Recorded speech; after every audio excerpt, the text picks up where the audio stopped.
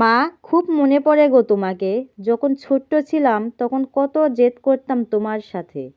আবার অনেক সময় কিছু হতে না হতেই তোমার সামনে গিয়ে কান্না করতাম তোমাকে দেখানোর জন্য, যাতে তুমি আমার কান্না দেখে আমাকে আদর করো।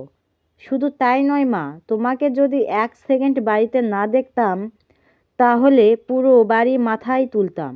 কিন্তু বিশ্বাস করো মা, এখন আর আমি চাইলেও তোমার সাথে জেদ ধরতে পারি না। কষ্ট হলেও আর তোমার সামনে কান্না করতে পারি না, কারণ আমার বিবেকে বাধা দেয় মা। কারণ আমি যে বড় হয়ে গিয়েছি।